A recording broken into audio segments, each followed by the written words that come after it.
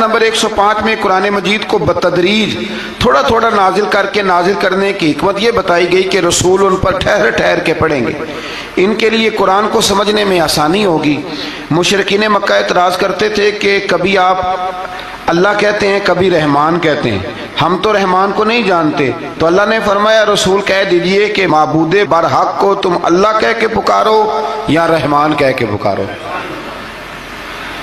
तुम उसे जिस नाम से भी पुकारोगे सब उसी के नाम है, और उसे पुकारने में म्याना रवि से काम लो। आखिरी आयत में फरमाया कि अल्लाह की ना कोई औलाद है, ना कोई उसकी सल्तनत में उसका शरीक है, ना इसे किसी मददगार की ज़रूरत है, और आप इसकी किबरियाई को बयान करते रहिए। आगे शुरू हो जाती है सूरह कहफ। असहाबे कहफ का नाम तो सुना है ना माशाअल्लाह आप हज़रात। पहले इसकी फजीलत में एक हदीस ना बयान करूं। नबी करीम सल्लल्लाहु अलैहि वसल्लम ने फरमाया, ये मुस्लिम शरीफ की हदीस है, दज्जाल आएगा क़यामत के करीब और बड़े लोगों को गुमराह करेगा। तो हुजूर ने फरमाया जो सूरह कहफ की 10 आयात जुबानी याद कर लेना वो दज्जाल के फितने से बच जाएगा। अल्लाह तौफीक अता फरमाए। इस सूरह मुबारका की आयत नंबर 9 से असहाबे कहफ का जिक्र शुरू होता है। असहाबे कहफ, जब हजरत ईसा अलैहिस्सलाम को अल्लाह करीम ने चौथे आसमान पे बुला लिया ना, तो दिकियानूस नाम का एक बादशाह हुआ बनी इसराइल के अंदर, बड़ा जालिम था। उसने गुमराही फैला दी और जो लोग माज़अल्लाह कुफ्र और शिरक नहीं करते थे उन्हें कत्ल करवा देता था। तो 7-8 नौजवान अपना ईमान बचा के भागे। ओ हो अल्लाह अकबर, सारी दुनिया माल बचा के भागती, वो 7-8 नौजवान अपना ईमान बचा के भागे कि ये हमें कहीं कुफर की तरफ ना लौटा दे। तो जाके एक गार के अंदर चले गए, तो एक कुत्ता भी उनके साथ हो गया। उन्हें कुत्ते को बड़े रोड़े मारे कि ये अगर भौंकेगा, आवाज़ निकालेगा तो हम पकड़े जाएंगे, हमने तो छुपना है। पर उसको ना वलियों से प्यार हो गया था। उसने कहा भगाओ जितना मर्जी मुझे, फितरत मेरी है कि मैं भौंकता हूँ, पर जब अल्लाह के वली हों तो फिर मैं अदब करता हूँ। ये कुरानी वाक़या है। अच्छा, ये ऐन वो वाक़या है कुरान मजीद का कि जो बहुत सारी चीज़ों पर वैसे ही नास है और बहुत सारी ज़ुबानें वैसे ही गुंग हो जाती। तो वो 6-7 लोग थे, वो चले गए गार के अंदर, जाकर उन्होंने पनाह ले ली। बादशाह को पता चल गया कि गार के अंदर है। अच्छा, अल्लाह की कुदरत, जैसे ही दाखिल हुए इन्हें नींद आ गई,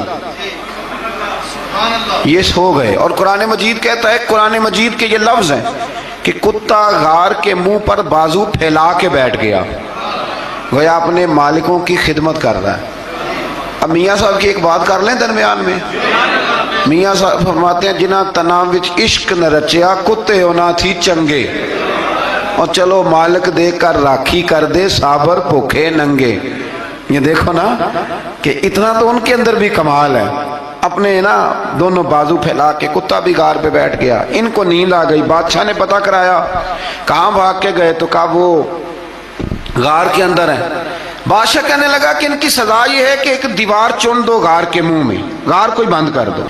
जिस बंदे की ड्यूटी लगाई ना गार चुनने की, बंदा बड़ा नेक था, इसको दीवार बनाने का जिम्मा दिया। उसने ना दीवार भी बनाई और एक तख्ती पे ना सब के नाम लिखे, और वो तख्ती एक संदूक में रख के वहां बंद कर दी। और उसी तरह की एक तख्ती, उसके नीचे लिखा कि एक तख्ती इनके नामों की ना मैं माले खजाना में भी बंद कर रहा हूं।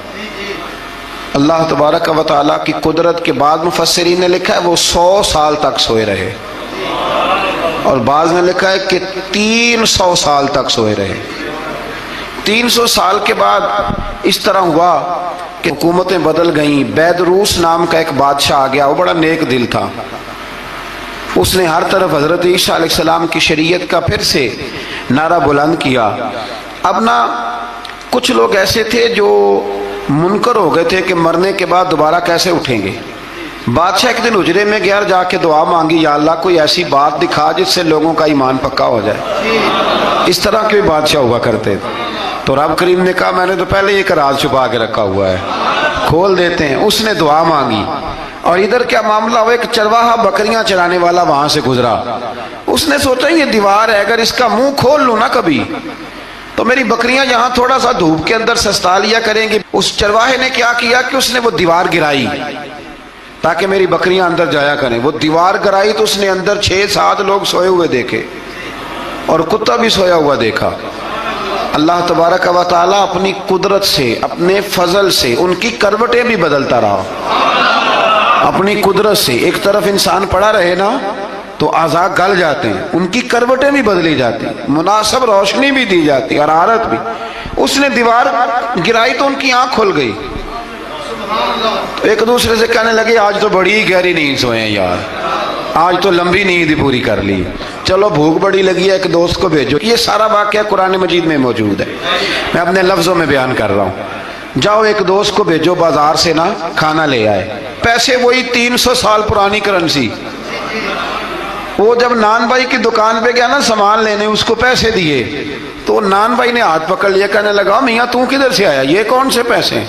اس نے کہا پیسے کاہے کے، میں بھی سوچ رہا ہوں کہ حالات بدلے ہیں، سارے حضرت عیسیٰ کا کلمہ پڑھ رہے ہیں، ماحول اور ہے۔ اس نے کہا تیرے ہاتھ کوئی خزانہ لگ گیا ہے، یہ تو ہم نام سنتے تھے کہ یہاں کو دقیانوس نام کا بادشاہ رہا ہے، کوئی خزانہ بتا کہاں سے لیے؟ شور ہوا، حاکم شہر تک خبر پہنچی، بادشاہ تک پہنچی۔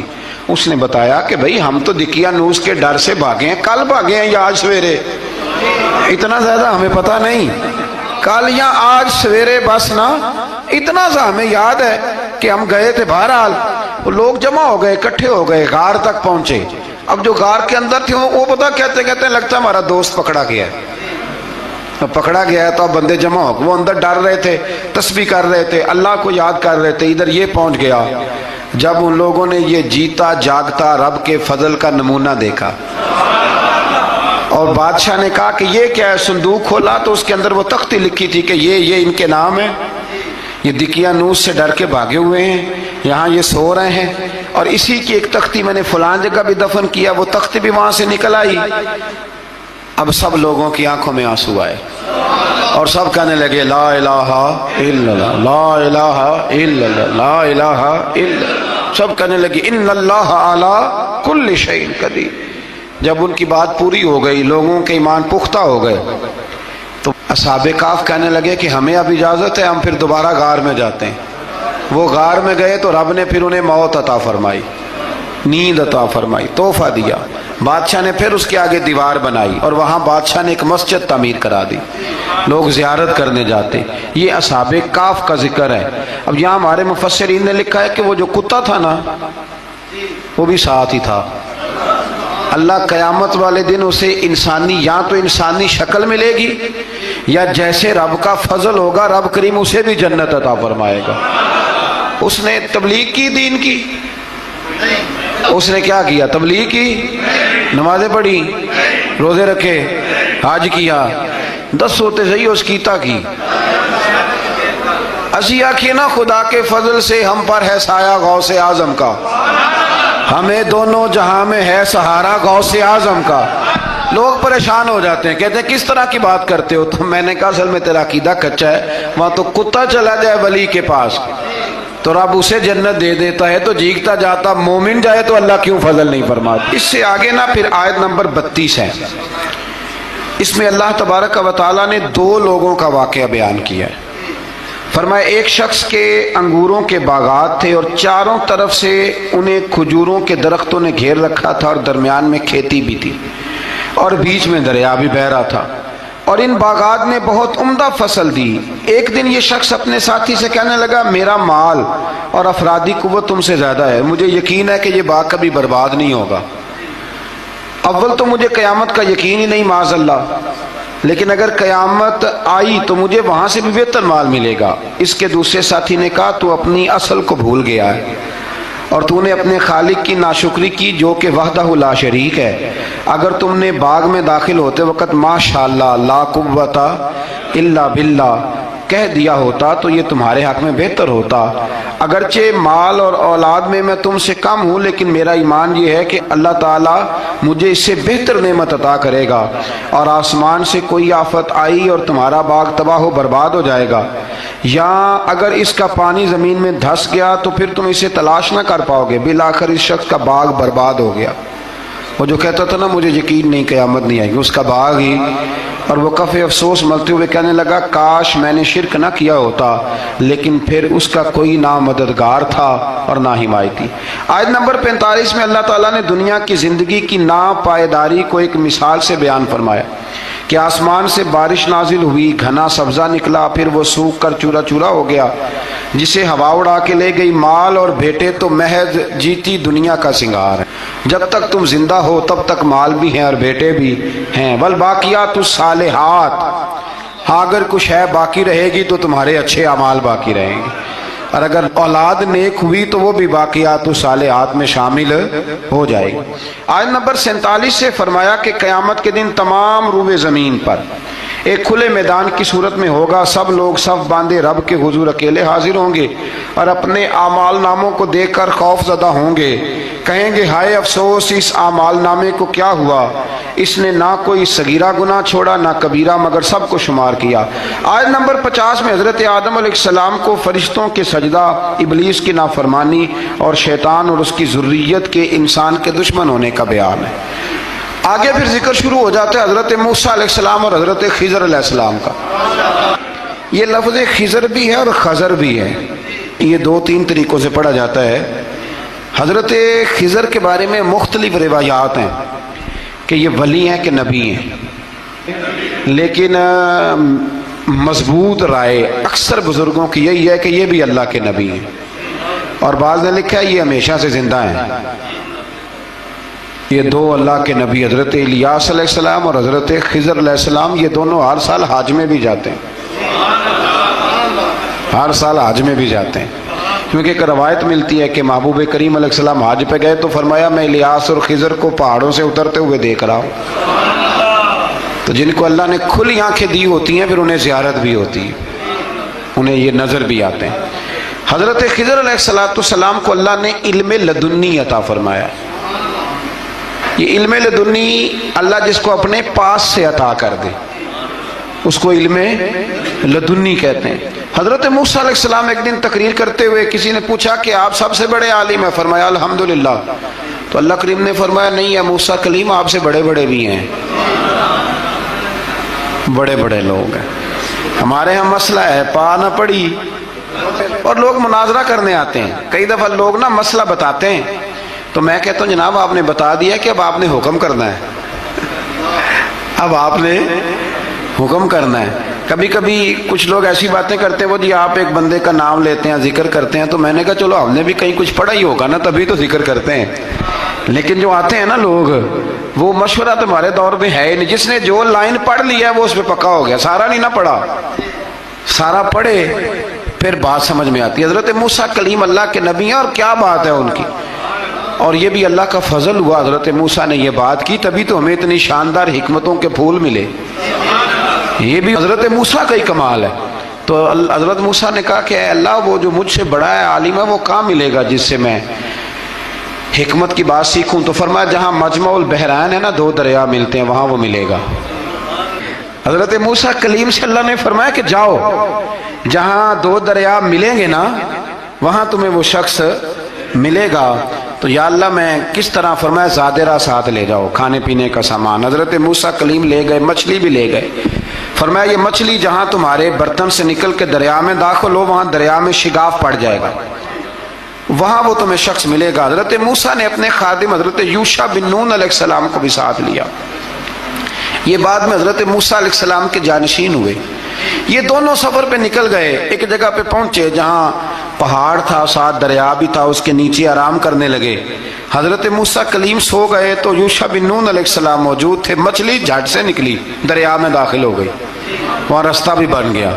اب اٹھے حضرت موسیٰ کلیم، جب اٹھے تو فرمایا چلو چلیں، تھوڑا آگے جا کے فرمایا بھوک لگ رہی ہے کھانا تو نکالو۔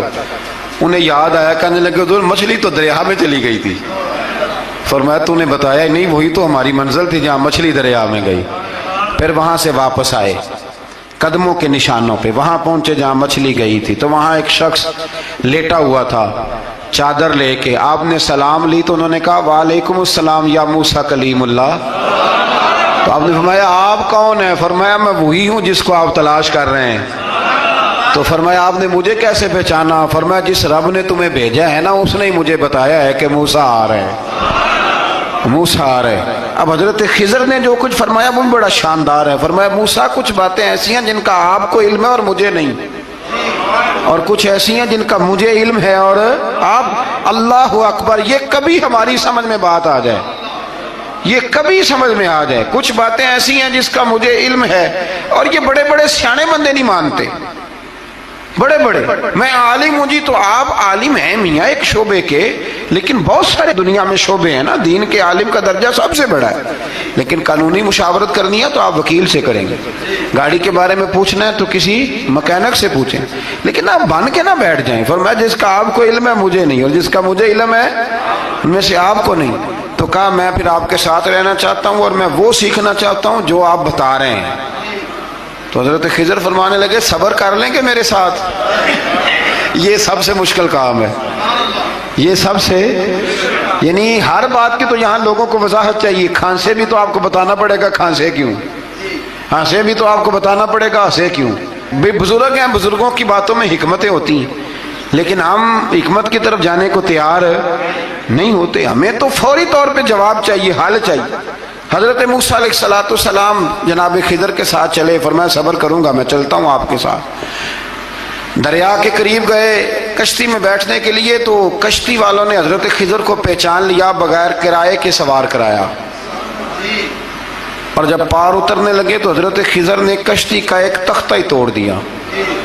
حضرت موسیٰ کہنے لگے یہ آپ نے کیا کیا؟ انہوں نے نیکی کی, آپ نے تختہ توڑ دیا. فرمایا آپ کو کہا تھا نا آپ نے صبر نہیں کرنا, آپ کو کہا تھا نا. فرمایا چلو میں صبر کروں گا.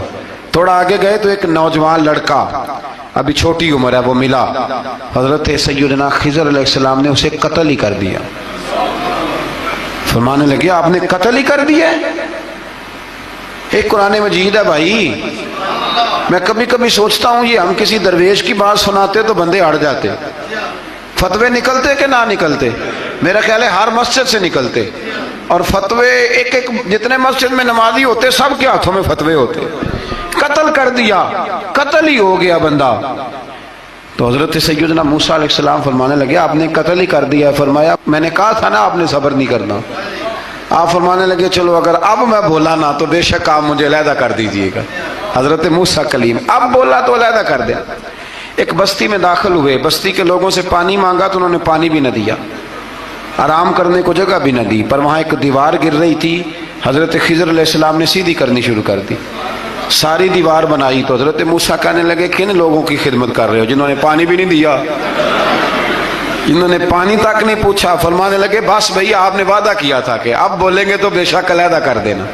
آپ بولیں اب آپ کا اور میرا ساتھ زیادہ نہیں چل سکتا.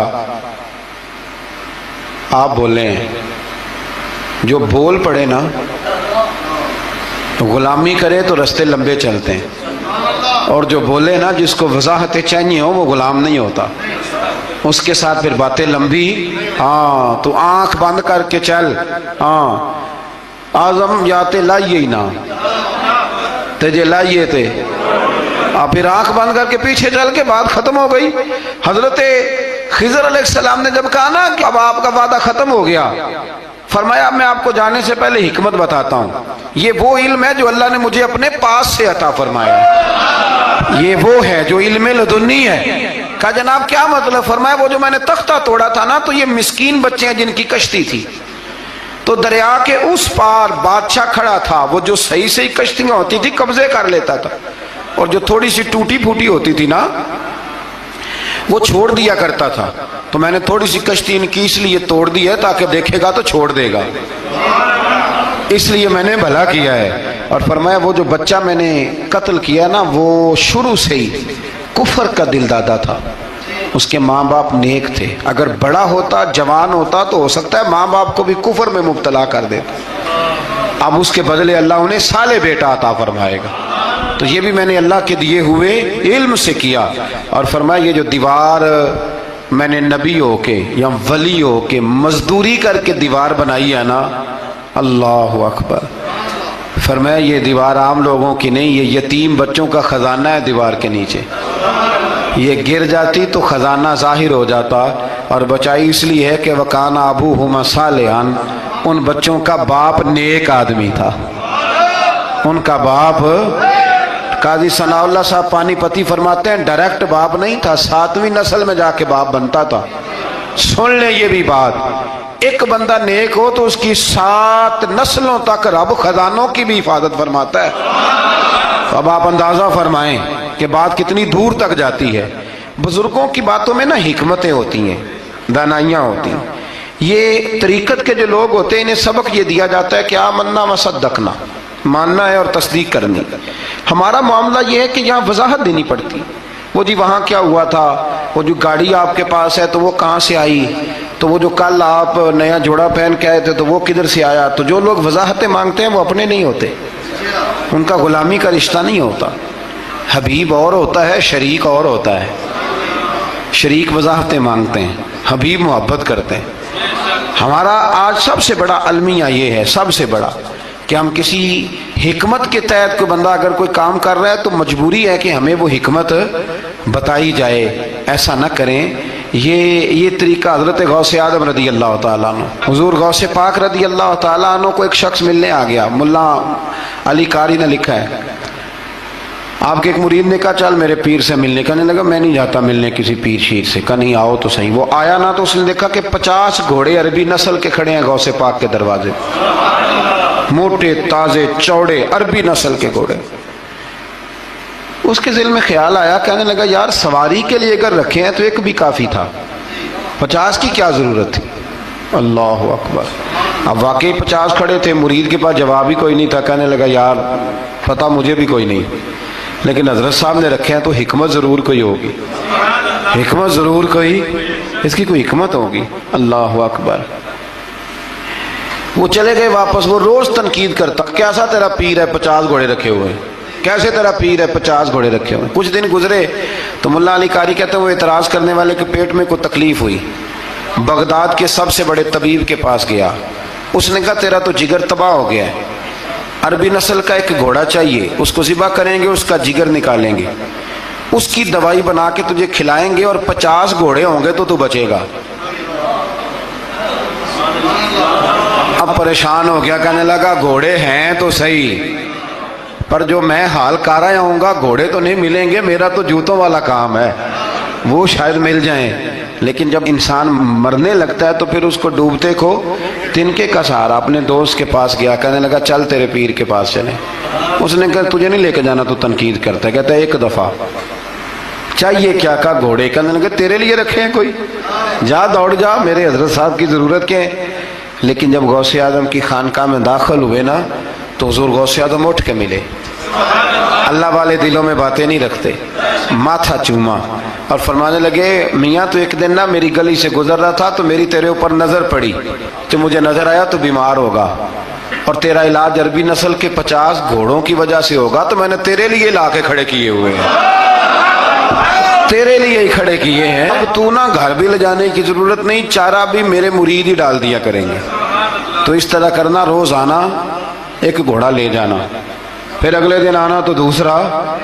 وہ خدا کے بندے تیرے لیے رکھے تھے، تو تنقید کر رہا ہے. اللہ کے بندے پردہ پوش ہوتے ہیں. ہاں شرط یہ ہے کہ وہ بندہ صالح ہو، دیندار ہو، وہ والا پیر نہ ہو جو نماز بھی نہ پڑھے اور گھوڑے 15 رکھے ہوئے ہوں اس نے، وہ والا معاملہ نہ ہو.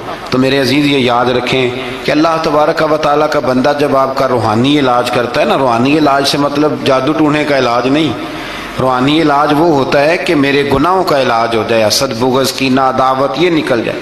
تو وہ کچھ ایسے نسخے بتاتا ہے جو سمجھ میں مرید کی نہیں آتے لیکن وہ ضروری ہوتے ہیں. انہی نسخوں کو استعمال کرنے سے انسان کا فائدہ ہوتا ہے. جی کرنے والے لوگ ہمیشہ کامیاب رہتے ہیں. وہ ماں باپ کے آگے کریں، استاد کے آگے کریں، شیخ کے آگے کریں. اور جن کو وضاحتوں کی ضرورت ہوتی ہے، ہاں ایک شرعی بات ضرور ہے، وہ ضرور سن لیں. اگر آپ کو کہیں کچھ شرعی قباحت نظر آئے جو قرآن و سنت سے ٹکراتی ہو، بڑا لوگوں کو میں نے دیکھا ہے گردن میں سریا، کب تک ہو، کب تک ہو؟ وزیر اعظم ہو تو کب تک ہو؟ ہم نے تو دیکھا ایک بندہ وزیر اعظم ہوتا ہے اگلے دن لکھا ہوتا ہے مجرم ہے، ایک بندہ صدر ہوتا ہے اگلے دن لکھا ہوتا ہے ملزم ہے. کہ کیا بات کرتے؟ یہ تو آنے جانی. حضرت امام مالک بیٹھے تھے ہارون رشید کے پاس، سخت پیاس لگ گئی ہارون رشید کو، اتنی سخت گرمی پیاس. یہ روزہ کھول کے نا کوئی چیز نہ ہو، پانی ہو تھوڑا سا ٹھنڈا سادہ پانی، تو دل کرتا ہے سارے پی جائیں آج. حضرت مولا علی نے مثال دی ہے، شیر خدا نے. حضرت علی نے انوکھی بات کہتے ہیں نا مجھے فلاں جان سے پیارا ہے، تو شیر تھے نا تو شیروں جیسی باتیں کرتے تھے. کسی نے پوچھا آپ کو نبی پاک صلی اللہ علیہ وسلم سے کتنا پیار ہے؟ تو فرمانے لگے سخت گرمی سخت پیاس میں جتنا بندے کو ٹھنڈے پانی سے پیار ہوتا ہے مجھے اس سے بھی بڑھ کے اپنے نبی سے پیار ہے صلی اللہ. کیسی مثال عطا فرمائی. لوگ وہیں کھڑے ہیں جان سے زیادہ پیارے ہیں. فرمایا نہیں، سخت گرمی میں سخت پیاس میں اتنا بندے کو ٹھنڈے پانی سے پیار ہوتا ہے مجھے اس سے زیادہ مصطفیٰ سے پیار ہے. یہ مولا علی کا فرمان ہے. ہارون رشید کو پیاس لگ گئی تو پانی کچھ دیر سے آیا تو تڑپنے لگا، پانی لاؤ، گلا خشک ہو گیا، گھنٹہ ہو گیا، شور کرنے لگا، جلال میں آ گیا، تڑپ، لاتے کیوں نہیں، جلدی کرو. جب بندہ گرمی میں آتا ہے نا باہر سے تو پانی دیر سے آئے نا تو دل کرتا ہے کہ وہ ہو سکتا ہے گھر میں کوئی بم بھی پھوڑ دے، پانی کو دیر سے آیا ہے، پہلے پانی. اس لیے سمجھدار خواتین باہر سے جب کوئی آتا ہے تو پہلے پانی لاتی ہیں، پانی پی لیں جناب. تو ہارون رشید تڑپ رہا ہے، امام مالک قریب بیٹھے تھے. خادم کہنے لگا حضور ایک کنواں خشک ہو گیا ہے اور دوسرا آپ کی شایان شان نہیں، پانی صاف نہیں، تو تیسرے سے بندہ لینے گیا ہے، آ رہا ہے. بندہ تھوڑی دیر سے آیا تو ہارون رشید بڑا پریشان تھا. اب بات امام مالک کر رہے تھے تو وہ نہ توجہ اس کی پانی کی طرف تھی. پیالہ پانی کا اندر داخل ہوا تو ہارون رشید کا دل کرتا تھا کہ اڑ کے پانی کے قریب چلا جاؤ، لپک رہا تھا پانی کی طرف. جب پانی آیا اس کو پکڑایا تو امام مالک رحمت اللہ علیہ کہنے لگے بادشاہ ذرا ٹھہر جا، پی لے، نہ آگے ہے نا اب تیرے قبضے میں ہے، ایک مسئلہ مجھے بتا لے پھر پانی پینا. ہارون رشید ایک رات پہلے نا بڑی باتیں کر رہا تھا کہ میں حکومت صحیح چلا رہا ہوں، میرے معاملات بڑے اچھے، اپنی حکومت کی تعریفیں ایک رات پہلے ہو رہی. اب جب پانی پینے لگا تو امام مالک اس کو رات والی بات پہ اسے سمجھانا چاہ رہے ہیں. فرمانے لگے بادشاہ رک جا. رک گیا. آپ فرمانے لگے اگر یہ پانی ملتا ہی نہ، پورے ملک میں نہ ملتا، پھر تجھے پتہ چلتا پوری دنیا میں نہیں. ذرا سوچیں آپ، اگر پانی خدا نہ خواستہ اگر پانی ملے ہی نہ، کہا نہ ملتا، پانی کو کوئی اہمیت تو نہیں نا ہم دیتے، نلکا کھلا ہے تو کھلا ہے، اور اگر ملے نہ تو ہماری بنیادی ضرورت ہے پانی، ایک قدم نہ لوگ چل سکے. کہا ہارون رشید اگر ملے ہی نہ اور اگر تجھے لینا پڑے ایک پیالہ پانی کا تو کیا دے کے لے گا؟ کہنے لگا میں اپنی آدھی سلطنت دے دوں گا، آدھی حکومت اور پانی کا پیالہ لے لوں گا. امام صاحب فرمانے لگے چل سمجھ میں آ گیا، پی لے پانی. اس نے پی لیا تو پیا اس طرح کہ پانی پیالہ منہ سے لگایا تو اتارا تب بھی جب ختم ہو گیا. تو امام صاحب فرمانے لگے پی لیا؟ کہ پی لیا. فرمانے لگے ایک مسئلہ اور بتا، اب اگر تو نے پانی پی لیا تیرا پیشاب بند ہو جائے، یہ پانی پینے کے بعد پھر پیشاب آنا بھی ضروری ہے، اگر بند ہو جائے تو پھر کیا دے گا؟ تو امام صاحب کی طرف غور سے دیکھنے، فرمانے لگے سوچ کے بتانا. کہنے لگا حضور آدھی سلطنت باقی کی بھی دے دوں گا. تو امام صاحب نے رومال اٹھایا کندھے پہ رکھا، چلنے لگے. کہاں جا رہے ہو؟ فرمانے لگے اس بادشاہ کے پاس کیا بیٹھنا جس کی پوری سلطنت کی قیمت پانی کا ایک پیالہ ہے. ایک پیالہ پانی کا اگر نہ ملے تو آدھی گئی اور پیشاب نہ آئے تو باقی بھی. کہنے لگے تو کس سلطنت کی باتیں کرتا ہے؟ کل من علیہا فان، ہر چیز. اب یقین کریں ہمارے پاس کو بندہ بیٹھ جائے نا تو ہو ہم اسے ہلنے نہ دیں، ہم اسے کہیں تو تجھے پتہ ہی نہیں اصل بادشاہ میں ہی ہوں. میں تو کچھ ایسے لوگوں کی باتیں بھی سنتا ہوں، مجھے لگتا ہے امریکہ میں بھی حکومت یہی بنواتے ہیں. اتنی زبردست گفتگو کرتے ہیں، اتنا اعلیٰ تجزیہ نکالتے ہیں کہ مجھے لگتا ہے سارے ملکوں کے بادشاہ ان سے مشورہ کرتے ہیں. اس قدر زیادہ ہم نے اپنے آپ کو تن کے بڑا کر لیا ہے. کنٹرول میں رہیں، کنٹرول میں. ہلاکو خان نے بڑے لوگ مروائے تھے، بڑے. بغداد میں 20 لاکھ آدمی قتل کروایا اس نے. 20,000 نہیں، میں نے کہا ذمہ داری سے حوالہ دو. کتنے لوگ بولیے؟ 16 لاکھ آدمی اس نے تلوار سے مروایا. لوگوں نے نا زیر زمین تہ خانے کھودنے شروع کر دیے. 4 لاکھ آدمی تہ خانوں میں چھپ گیا اور چن چن کے مسلمان مارتا تھا. جب ہلاکو کو کسی نے بتایا نا 4 لاکھ بندے چھپ گئے، اس نے نہروں کے بند توڑوا دیے، دریاؤں کے بند توڑوا دیے، پانی زیر زمین چلا گیا. 4 لاکھ آدمی ڈوب کے مر گیا. 20 لاکھ آدمی مروایا. ایک دن ایک علاقے میں گھوم رہا تھا، لیمبو کھانے کا بڑا شوقین تھا. بازار میں گیا تو ایک لیمبو خریدا. اس نے دیکھا کہ بازار میں بوڑھے بچے جوان خریداری کر رہے ہیں تو کہنے لگا ابھی بھی اتنے مسلمان زندہ ہیں، بناؤ ان کی لائنیں، قتل کرنا ہے. 3 لائنیں بن گئی. ایک بوڑھا آدمی بھی لائن میں آ گیا. لیمو کھا رہا ہے, اس کو ہلکا ہلکا چوستا ہے, گھوڑے پہ بیٹھا ہے, قتل کرا رہا ہے لوگوں کو. ایک بابا جی پہلی صف میں تھے, جب پہلی صف قتل ہونے لگی بابا جی پچھلی صف میں دوڑ کے ہو گئے. ہلاکو خان ہنس رہا ہے اس کو دیکھ کے. معاذ اللہ, جب بندہ ہوتا ہے نا کسی منصب پہ پھر وہ مذاق اڑاتا ہے دوسروں کا. بابا دوسری صف میں آیا تو ہلاکو خان نے وہ بھی قتل کرائی, تو بابا دوڑ کے تیسری صف میں. آخری صف کے کونے پہ جب بابا کھڑا ہو گیا نا تو سارے بندے مر گئے. بابے کو قتل کرنے لگا جلاد. ہلاکو کہنے لگا ٹھہر جا. کہنے لگا بابا تو تیسری صف میں آیا تھا, تیرا کیا خیال تھا بچ جائے گا؟ بابا کہنے لگا خیال نہیں, میرا یقین ہے کہ میں بچ جاؤں گا. میرا شرط یہ ہے کہ یقین ہو اندر, شرط یہ ہے کہ ہنس کے کہنے لگا ہلاکو خان کیسے؟ تو بابا کہنے لگا اگر اللہ چاہے تو بچ سکتا ہوں, اگر اللہ چاہے تو میں. بہت سارے لوگ ہیں ڈاکٹر لکھ کے دے دیتے ہیں نہیں بچے گا, وہ بچ جاتا ہے کیونکہ بچانے والا اللہ ہے. کہا اللہ چاہے تو بچ جاؤں گا. تو ہلاکو کہنے لگا کیسے؟ جب ایسے کیا نا, کیسے ایسے کیا نا تو لیمبو ہاتھ سے گر گیا. وہ بچے پلیئر نہیں ہوتے, وہ گیند گنتی ہے تو چھلانگ لگا کے پکڑ لیتے. تو بڑا گھوڑ سوار تھا, نیزہ باز تھا, چھلانگ لگائی لیمبو کیش کرنے کے لیے. کیسے تو کیسے بچے؟ یوں ہاتھ گھمایا, لیمبو گرا تو چھلانگ لگائی, نیچے جھکا. جب نیچے جھکا نا تو گر گیا گھوڑے سے. جو پیر تھا وہ گھوڑے کی رکاب میں الجھ گیا. گھوڑا ڈر کے دوڑ گیا. جب گھوڑا دوڑا تو زمین پر زور زور سے سر لگنے لگا. سپاہیوں کہتا دوڑو اس کو پکڑو. سپاہی بھی دوڑے پر گھوڑا قابو نہ آیا. گھوڑا اس وقت رکا جب نہ اس کا چہرہ پہچانا جاتا تھا, نہ آنکھیں سلامت تھی, نہ ناک سلامت تھی. اس کی کھوپڑی ساری اس طرح چور چور ہو گئی جیسے کسی نے ہتھوڑے کے ساتھ پیسی ہو. ہلاکو کی لاش سے خون بہ رہا تھا. بابا ہنس رہا تھا.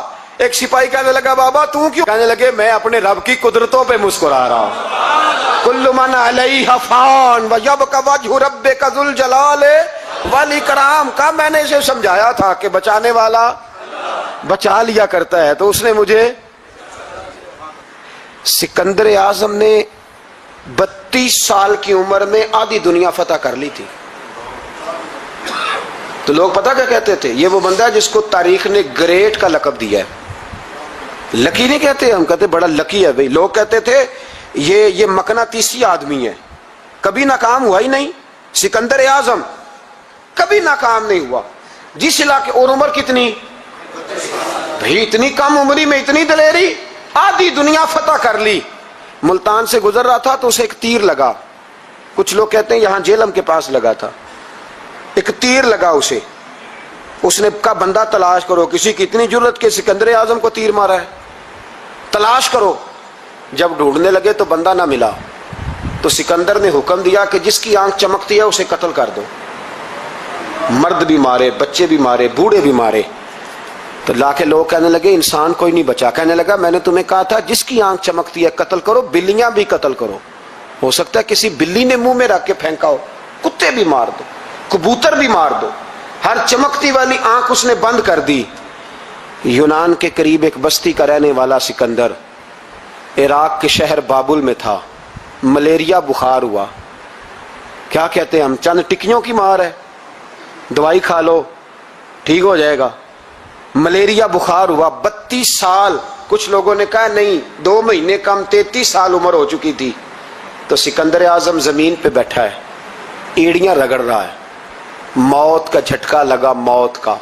ہوئے نامور بے نشاں کیسے کیسے, زمین کھا گئی نوجوان کیسے کیسے. جگہ جی لگانے کی دنیا نہیں ہے, یہ عبرت کی جا ہے, کوئی تماشا نہیں ہے. ایڑیاں رگڑ رہا ہے. 2 ہفتے کا سفر رہ گیا تھا گھر پہنچنے کا. تو سکندر ایک صوبے کا, ایک ملک کا, ایک چھوٹے سے علاقے کا سربراہ نہیں. سکندر آدھی دنیا فتح کرنے والا. پلیٹ میں رکھ کے کسی نے حکومت نہیں دی, خود محنت کر کے فتح کی. لیکن سکندر ایڑیاں رگڑتا ہے, زور زور سے زمین پہ مارتا ہے اور کہتا ہے کوئی ہے جو مجھ سے میری ساری سلطنت لے لے اور مجھے صرف 2 ہفتے کی زندگی لے دے. میں پردیس میں نہیں مرنا چاہتا, گھر مرنا چاہتا ہوں. کوئی مجھے 2 ہفتے کی زندگی, 2 ہفتے کی, کوئی 2 ہفتے. مٹی دیں تو مٹی رہنا, ایمی کا دی بلے بلے. اج مٹی دے اتے بندیا تے کل مٹی دے تھلے کا کوئی مجھے مہلت لے دے، لیکن رب کا قانون ہے جب وقت آ جاتا ہے پھر مہلت۔ میرے بھائی اپنی زندگی نہ عاجزی میں جھوک کے، سادگی میں، کونے میں، دنیا کے پروٹوکول ختم ہوں گے۔ اصل پروٹوکول وہ ہے جو اللہ قیامت کے دن عطا فرمائے گا۔ میرے نبی پاک نے فرمایا امیر جو ہوں گے، امیر وہ چیونٹیوں کی شکل میں ہوں گے، اور غریب اپنے پیروں کے نیچے انہیں مسل کے چلے جائیں گے۔ یہ وہ والے امیر جو تکبر کرتے تھے، ورنہ تو امیر حضرت عثمان غنی بھی ہیں، حضرت عبد الرحمن ابن عوف بھی ہیں، حضرت سلیمان علیہ السلام بھی ہیں۔ جو امیر تکبر کرے، اکڑ جائے، اگر امیر ہو عاجزی اختیار کرے تو پھر تو اللہ اسے جنت بھی عطا فرماتا ہے۔ تو میرے بھائی اپنے آپ کو سمیٹیں، ہم جانے کے لیے جن کی عمریں میری طرح 40 سال کی طرف سفر کر رہی ہیں نا، وہ آدھی زندگی جی چکے ہیں، باقی آدھی پتہ نہیں ہے۔ لوگ اتنا لمبا یاد نہیں رکھتے۔ حضرت مولا علی قبرستان گئے تو قبر والوں سے کہنے لگے قبر والوں تمہارا کیا حال ہے؟ تو ایک مردہ قبر کے اندر سے بول کے کہنے لگا علی کفن پھٹ گیا ہے، ہڈیاں چور چور ہیں، مال تو پتہ نہیں کہاں رہ گیا پر حساب دینا پڑ رہا ہے، آپ بتائیے پیچھے ہمارے گھر والوں کا کیا حال ہے؟ تو حضرت علی فرمانے لگے جہاں تم بیٹھتے تھے وہاں کوئی اور بیٹھنے لگ گیا ہے، تمہاری بیویوں نے نئے نکاح کر لیے، تمہارے دوستوں نے نئے دوست بنا لیے، اب تو لوگ تمہیں یاد بھی نہیں کرتے، اب تو تمہارا ذکر ہی کوئی نہیں کرتا، اب تو ختم ہو گیا تمہارا تذکرہ بھی کوئی نہیں۔ تذکرہ اسی کا رہے گا جس نے رب کو یاد کیا اور پھر رب نے اس کا چرچا کیا، اس کا تذکرہ رہے۔ اپنے آپ کو ایک موقع پر بھی کبھی متکبر نہ ہونے دے۔ عاجزی حسن ہے زندگی کا۔ خزانہ آئے تو قارون نہ بنے، محل بنائیں تو شداد نہ بنے۔ اگر اللہ تعالیٰ دولت دے تو کبھی بھی اپنے آپ کو نمرود اور فرعون نہ بننے دے۔ اقتدار ملے تو کبھی بھی اپنے آپ کو ہلاکو خاں اور چنگیز خاں نہ بناؤ۔ اور اگر نمازی بنو تو وہ والے نمازی بنو جو نمازی بھی ہوتا ہے۔ حضرت عمر فاروق کو کسی نے عید والے دن دیکھا تو عمر رو رہے تھے، چھوٹی عید والے دن۔ ہمارے ہاں تو لوگوں نے ڈیک تیار کر کے رکھ لیے ہیں، تیاری ہو گئی ہے، چاند رات کو جو نیکیاں کمائی ہیں وہ ساری شیطان کے حوالے کریں گے معاذ اللہ ماشاء اللہ۔ اس کو کہیں گے لے جا، ہم نے کمائی ہیں تیرے لیے، فوراً پہلی رات ہی، ادھر اعلان ہوا نہیں ادھر تماشے لگے نہیں معاذ اللہ۔ حضرت عمر عید والے دن رو رہے تھے، کسی نے کہا عمر یہ خوشی کا دن ہے آپ رو رہے ہیں؟ تو فرمانے لگے خوش تو وہ ہونا جس کو یقین ہے کہ اس کا نماز روزہ قبول ہو گیا، مجھے تو ابھی پتہ ہی نہیں میرا قبول ہوا ہے کہ واپس کر دیا جائے گا، جاؤ مجھے کچھ خبری سناؤ آ کے کہ میرا قبول ہوا۔ وہ تو بے نیاز ہے، وہ تو دل کرے تو کہے جا اٹھا کے لے جا، تیرا مجھے پسند ہی نہیں۔ عاجزی میں رہیں، انکساری میں رہیں، عمل کر کے روئیں، کہے مولا تیرے قابل تو نہیں پر تو مہربانی فرما، اسے قبول فرما۔ انسان جب اپنے علم پر بھروسہ کرنے لگتا ہے یا اپنی عقل پر بھروسہ کرنے لگتا ہے یا اپنے تعلقات پر بھروسہ کرنے لگتا ہے یا اپنی دولت پر، مال پر، صحت پر، تو ایک بہت بڑے دھوکے کا شکار ہو جاتا ہے۔ اور انسان جب انسانوں پر بھروسہ کرنے لگتا ہے تو پھر اللہ تعالیٰ اسے بعض اوقات انسانوں کے سپرد کر دیتا ہے، انسانوں کے سپرد۔ اور بہت سارے ایسے لوگ بھی ہوتے ہیں جو رب کریم کو بھولتے ہیں اور وہ اپنی ساری توجہ انسانوں کی طرف، دنیا کی طرف، دنیا داروں کی طرف کر لیتے ہیں۔ تو اللہ تعالیٰ فرماتا ہے پھر میں انہیں یہ سزا دیتا ہوں کہ وہ مجھے بھولنے نکلے تھے تو میں نے انہیں ان کا اپنا آپ بھی بھلا دیا، اپنا آپ بھی۔ سورہ حشر کو دیکھیے گا، فرمایا وَلَا تَكُونُوا كَالَّذِينَ نَسُوا اللَّهَ فَأَنسَاهُمْ أَنفُسَهُمْ۔ ان لوگوں کی طرح نہ ہو جانا جنہوں نے اللہ کو بھلا دیا تو اللہ نے پھر انہیں ان کا اپنا آپ بھی بھلا دیا، انہیں اپنی بھی ہوش نہیں رہی، وہ ایسے مسائل میں گھر گئے، وہ ایسی آزمائشوں میں الجھ گئے، وہ ایسی دنیا داری کے اندر الجھے کہ انہیں اپنا بھی پتہ نہ چلا۔ اب تو ڈھونڈتا پھرتا ہوں اے اقبال اپنے ہی آپ کو، اب تو ڈھونڈتا پھرتا ہوں اے اقبال اپنے آپ کو، آپ ہی گویا مسافر، آپ ہی منزل ہوں میں۔ جب انسان خدا فراموش ہوتا ہے تو خود فراموش ہو جاتا ہے. ہمارا بڑے زمانے سے تکیہ ہے، کبھی امریکہ پر، کبھی یورپ پر، کبھی برطانیہ پر، کبھی مالداروں پر، کبھی اسلحے والوں پر. اس کا نقصان یہ ہوا کہ اپنا کوئی وجود نہیں رہا، اپنا کوئی نظریہ نہیں رہا، اپنی کو سوچ نہیں رہی. ایسے محسوس ہوتا ہے کہ کوئی منشور نہیں، کوئی دستور نہیں، لگام منہ میں ہے اور اس کا سرا کسی کے ہاتھ میں ہے، وہ جدھر چاہتا ہے ہمیں گھما لیتا ہے. اللہ فرماتے ہیں یوں نہ ہو جانا کہ تم رب کو بھلا دو اور پھر تمہیں اپنا اب بھی بھول جائے. اولئک ھم الفاسقون، فرمایا یہ وہ لوگ ہیں جو نافرمان ہیں اللہ کے، یہ نافرمان ہے. جب یہ نظریہ بن گیا، جب یہ ذہن بن گیا کہ پیدا اللہ نے کیا ہے، دینا اللہ نے ہے، عطا کرنے والا اللہ ہے، نوازنے والا اللہ ہے، تو پھر ساری توجہ دنیا داروں کی طرف رکھنا. میں اللہ والوں کی طرف توجہ رکھنے کا قائل ہوں، میں وہ سمجھتا ہوں، ہم اس چیز کے قائل ہیں، لیکن وہ بھی کوئی آستانہ ہے کہ جہاں حق مرشد کا نعرہ تو بڑا لگے پر رب کا نام ہی نہ سننے کو ملے. یہ بھی کوئی بات ہوئی کہ جہاں یہ تو نعرہ زور سے لگے کہ جیوے جیوے مرشد جیوے، لیکن استغفار کا درس ہی نہ ملے. ہر وقت یہ بتایا جائے کہ یہاں آ گئے تو بچ گئے. کیسے بچیں گے؟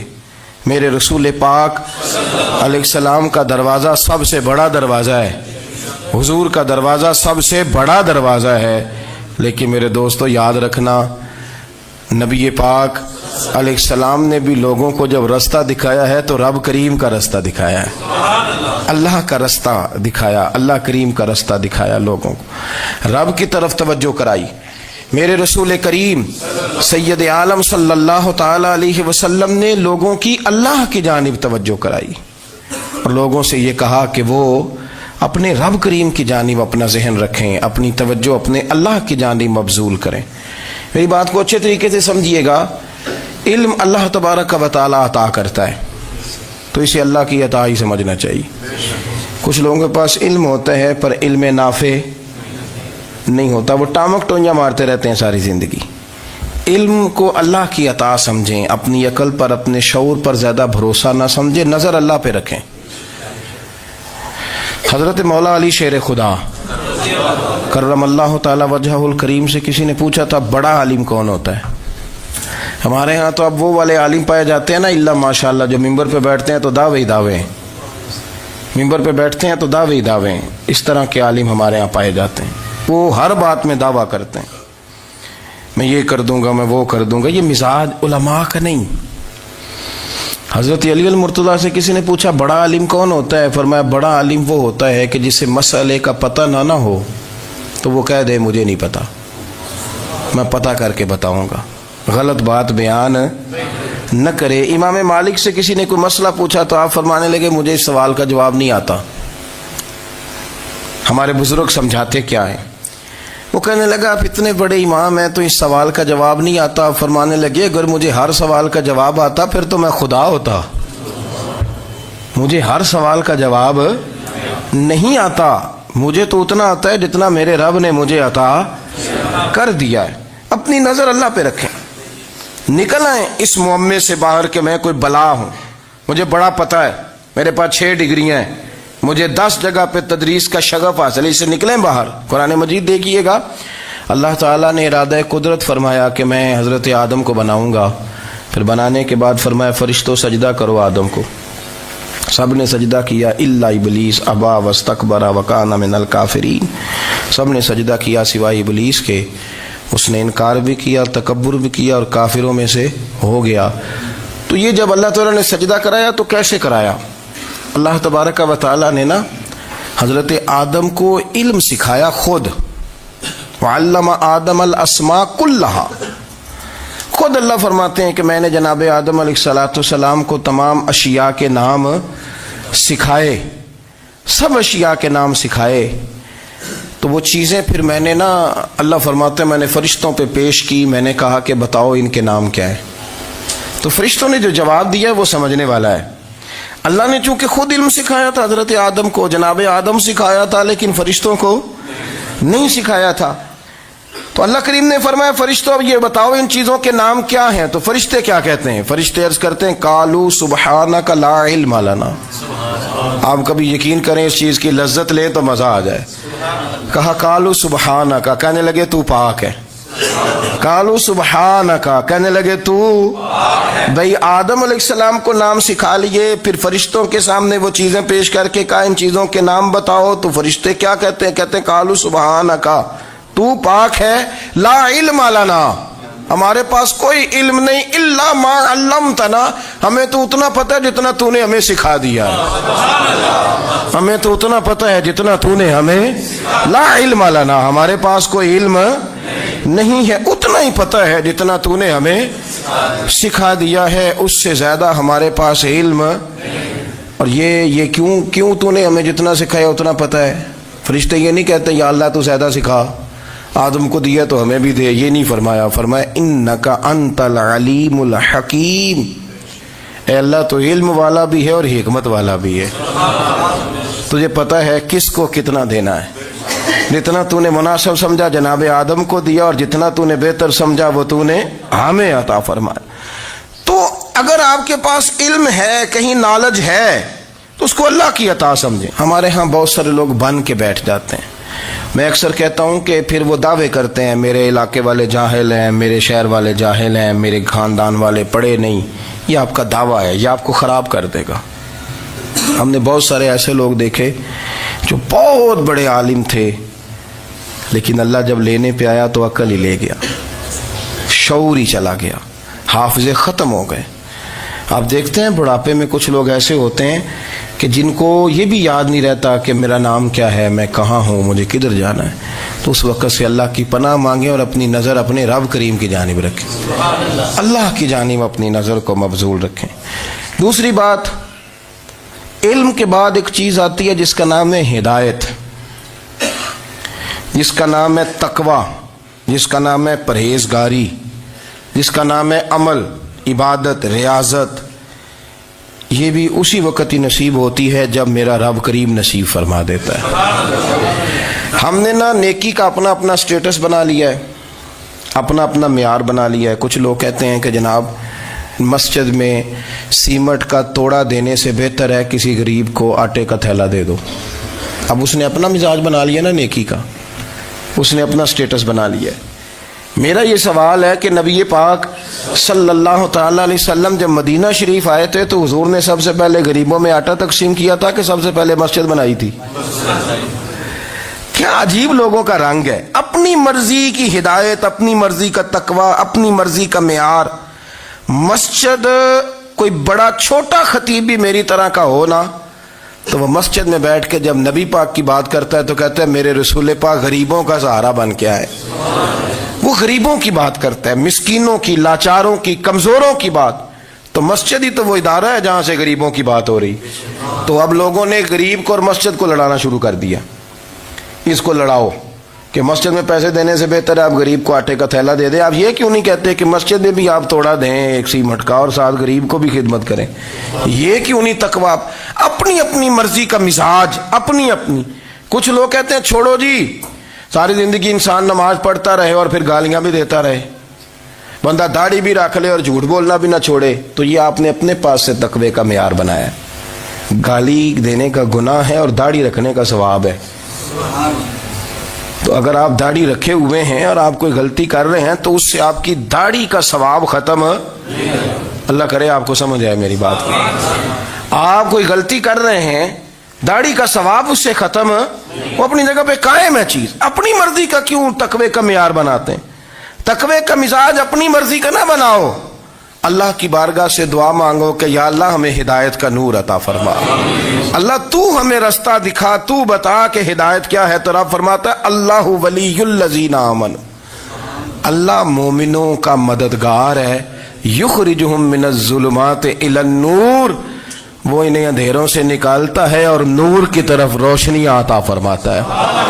اندھیروں سے نور کی طرف اللہ لاتا ہے. اللہ ولی، اللہ مومنوں کا ولی ہے، وہ انہیں اندھیروں سے نور کی طرف نکالتا ہے. ہدایت ہمیشہ اللہ کی طرف سے سمجھے. جب وہ نماز کی توفیق دیتا ہے تو اپنے فضل سے دیتا ہے. جب وہ ذکر کی توفیق دیتا ہے تو اپنے فضل سے. ہم سمجھتے ہیں ہو جی فلانا نہیں پڑھ رہا بڑا بیوقوف ہے, فلانا نہیں پڑھ رہا, تو تم کیا اپنی عقل کے زور پہ پڑھ رہا ہے؟ میں جی اللہ کے فضل سے 2 سپارے پڑھتا ہوں, تو کس پہ احسان کرتے تو 2 سپارے پڑھ کے رویا کر. کہا اگر مالک تو بڑا قریب نہیں, بڑے لوگ ہیں جن کو پورا قرآن حفظ ہے پر انہیں پڑھنے کی توفیق نہیں, تو انہیں فضل کیا اور مجھے توفیق دے دی ہے پڑھنے کی. رویا کر, پڑھ کے رویا کر. راتی ساری کر کر زاری, وہ نیند اکھاں تھی توندے, تے فجرے اوہی گناہگار کہاون سب تو نیوے ہوندے. مہربانی کریں, ڈریں, نیکی کریں تو پھر ڈریں, پھر احساس پیدا کریں, پھر اپنے اندر وہ کمزوری لائیں, کہ توبہ توبہ مجھے تو پتہ ہی نہیں, تو جانتا ہی نہیں. حضرت سیدنا امام اعظم ابو حنیفہ رحمۃ اللہ تعالی علیہ کے ساتھ ایک شخص کہتا میں نے نماز پڑھی, تو عشاء کی نماز تھی. یہ جو لوگ بڑے ہوتے ہیں نا, جن کے پیار کرنے والے بڑے ہوتے ہیں, ان کے گرد خوف بھی بڑا ہی ہوتا ہے, انہیں بڑا ڈر لگتا ہے, بڑی بعض اوقات آزمائش ہوتی ہے ان کی. عشاء کی نماز کہتے پڑھی تو امام صاحب نے نا عشاء کی نماز میں تلاوت کی آیتیں فَمَن يَعْمَلْ مِثْقَالَ ذَرَّةٍ خَيْرًا يَرَهُ وَمَن يَعْمَلْ مِثْقَالَ ذَرَّةٍ شَرًّا يَرَهُ. فرمایا جو ذرہ برابر خیر کرے گا وہ بھی قیامت میں دیکھے گا, اور جو ذرہ برابر شر کرے گا وہ بھی قیامت میں اس شر کو دیکھے گا, اس کے سامنے آئے گا. تو وہ شخص کہتا ہے کہ سارے لوگ نماز پڑھ کے چلے گئے, تو امام صاحب رحمۃ اللہ علیہ نے اپنی داڑھی پکڑی, رو رہے ہیں. کہتے ہیں وہ ذرہ برابر نیکی کا بدلہ دینے والے, وہ ذرہ برابر شر پہ سزا دینے والے, میری سفید داڑھی کو دیکھ مالک, میرے ذرے ذرے سامنے نہ لانا. لوگ تو میری بڑی قدر کرتے ہیں دنیا, میں تو بڑا پہچانا جاتا ہوں, لوگ تو میری راہوں میں پھول لیے کھڑے ہوتے ہیں, مجھے بڑا نوازتے ہیں. قیامت میں رسوا نہ کر دینا, میرے لیے مشکل ہو جائے گی. وہ کہتے ہیں میں نے امام صاحب کا درد دیکھا, مجھے کوئی کام تھا تو میں چلا گیا. میں نے کہا کہ وہ اس وقت اللہ کے حضور حاضر ہیں تو میں دوبارہ آؤں گا. کہتے ہیں میں تہجد کا وقت آیا تو امام صاحب وہیں بیٹھے تھے, اور ان کی داڑیاں آنسوؤں سے بھری ہوئی تھی, اور زور سے داڑھی پکڑی ہوئی. کہنے لگے مالک رسوا نہ کر دینا, قیامت میں رسوا نہ کر دینا. یار جو ہدایت یافتہ لوگ تھے وہ تو ڈرے ہوئے تھے, وہ تو سہمے ہوئے تھے, وہ تو کہتے تھے یہ اس کا فضل نہیں, اس نے بلا لیا, یہ اس کا کرم نہیں. حضرت باعزید بستامی کسی کافر کو دیکھتے تو رو پڑتے, کہتے مالک تو کتنا قریب ہے, یہ بے ایمان رہ گیا, تو نے اپنے فضل سے مجھے اپنے نبی کا غلام بنا لیا. وہ رو پڑتے. یہاں تو لوگوں کا دعویٰ ہی بڑا ہے. نمازی اللہ خیر فرمائے وہ تو دوسروں کو گھورتا ہے, وہ کہتا ہے جنت کا میں مالک ہوں, کنجیاں میرے پاس ہیں, میں کسی اور کو گھسنے نہیں دوں گا. اور اگر 2-3 حج کر لے تو پھر تو وہ کہتا ہے کہ اب میرے سے پوچھ کے لوگ جنت میں جائیں گے معاذ اللہ. اور اگر وہ 2 4 5 7 دفعہ کوئی نفل پڑھ لے تو پھر وہ کہتا ہے چھوڑیں جی سارے لوگ بے عمل ہیں, میں اکیلا نیک ہوں. نہ ایسا کریں, اپنی توجہ اپنے رب پہ رکھیں, اپنی توجہ اپنے معین الملت والدین, عطائے رسول, ہند الولی, غریب نواز, خواجہ معین الدین چشتی, حضرت خواجہ اجمیر, شاہ اجمیر, والی ہندوستان. آخری عمر میں نا سارا دن روتے گزر جاتا, ساری رات روتے گزر جاتی, ذرا سی کوئی بات کرتا تو رو پڑتے, آنکھیں آنسوؤں سے بھری رہتی. کئی دفعہ اپنے بھی پریشان ہو جاتے ہیں نا کہ یار تو ایک بات کی جان ہی نہیں چھوڑ رہا. تو خواجہ قطب الدین صاحب بختیار کاکی سے لوگوں نے کہا کہ آپ مرشد سے بات کریں, اتنا بھی تو نہیں نہ رونا چاہیے, ہر وقت اس کے آنسو کی کریے. عاشق دا کام ہی رونا تونا, تے بھی نہ رویو نہیں منظوری. یہ عاشق سدا ہی روندا رہندا ہے, پاویں وصل ہوئے تے پاویں دوری. ہر وقت رونے کا کیا مطلب ہے؟ تو خواجہ قطب صاحب کہتے ہیں میں قریب گیا تو میں نے پیر دبائے, میں نے کہا سونیا لوگ تو کچھ بھی نہیں کرتے, تو نے تو کمال کر دیا. 90 لاکھ آدمی مسلمان کر دیا, دنیا کچھ نہیں کرتی. تو نے 50 سال ساری رات مصلے پہ بیٹھ کے رب راضی کیا. تو شہزادہ تھا, حضور کی اولاد تھا, لیکن معین الدین تیرا ایک پلاٹ بھی نہیں. تو نے طالب علم پالے, انہیں غریبوں کو دیا, تو نے نوازا, کوئی شے نہیں تیرے پاس, ہر چیز تو نے. ساری رات روتے ہو, سارا دن روتے ہو. تو خواجہ قطب الدین صاحب کہتے ہیں میں نے جب عرض کیا تو خواجہ صاحب مجھے گلے لگا لیا, چیخ مار کے روئے.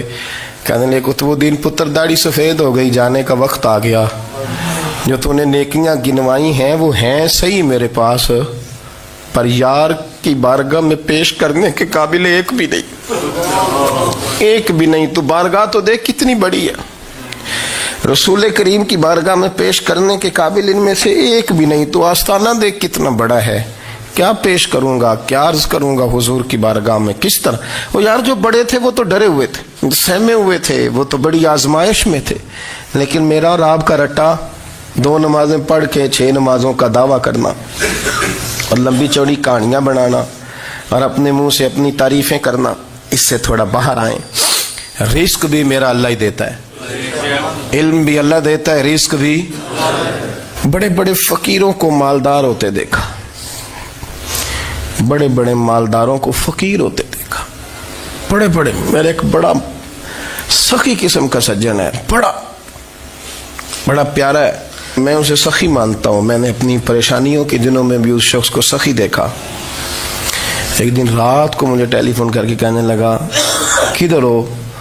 मैंने कहा मैं घर हूँ। नहीं अक्सर सफ़र में होते हो ना? और मैंने कहा तबीयत कैसी है? ठीक है, बस हाल चाल पूछना था। मैंने समझाइए, मैंने कहा यार ये कोई मसला है, वरना रात के 2 बजे कोई हाल पूछने को फ़ोन तो नहीं ना करता, कोई मतलब ऐसा तो मसला नहीं ना। तो मैंने बैक कॉल की, मैंने कहा यार मेरी बात सुन, मसला क्या? कहने कुछ नहीं दिल कर रहा था। मैं कहा मेरी गल सुन, रहे असी 4-5 साल कट्ठे, मैं तेन जानना, असल बात कर।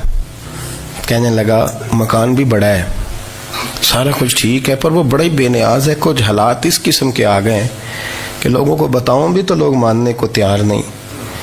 ज़्यादा नहीं, मुझे ना थोड़े से पैसों की ज़रूरत है, कोई 15-20 हज़ार अगर मिल जाएं, मेरी ज़रूरत। आप यकीन करें मैं रोता रहा सारी रात।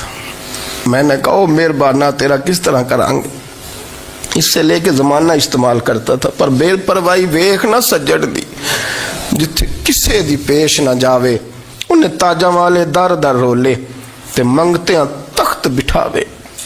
सजना किसे नू कारा मिल दई, कोई काबे खाली आवे।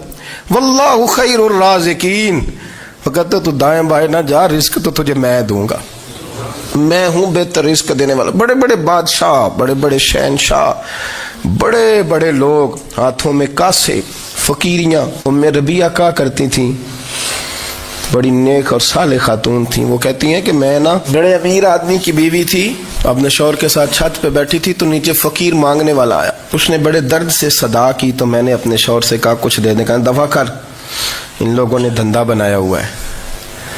कहती मैं मेके से भी बड़ा माल लेके आई थी, मेरे माँ बाप बड़े अमीर थे, तो मैंने ना चोरी अपने खामद से नज़र बचा के बाथरूम जाने के बहाने गई और नीचे जाके 5 दिनार मैंने उस फ़कीर की हथेली पे रखे।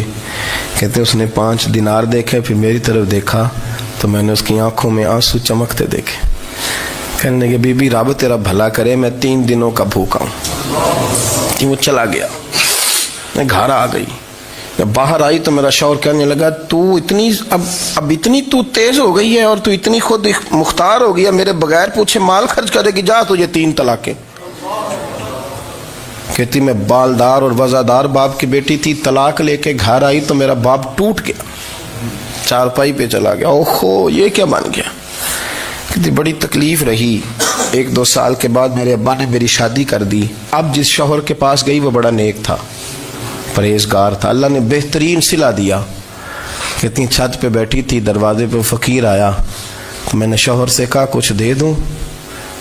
कहने लगा 5 ना देना, 15 देना, 20 देना, मैं फ़कीर हूँ, मैंने फ़क्र से दौलत देखी है, इसे खाली ना लौटाना।